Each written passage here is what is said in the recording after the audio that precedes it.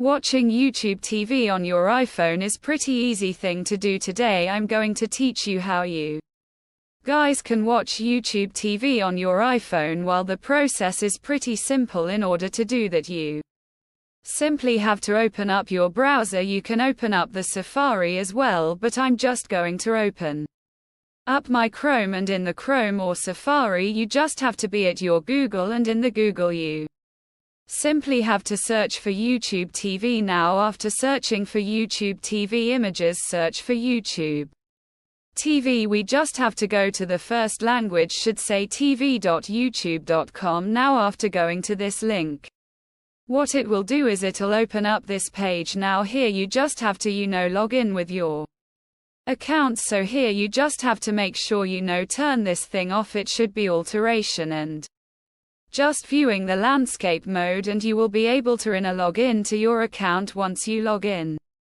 you will be able to watch YouTube TV on this browser. So that's how you'll be able to do it. Hope you guys find this video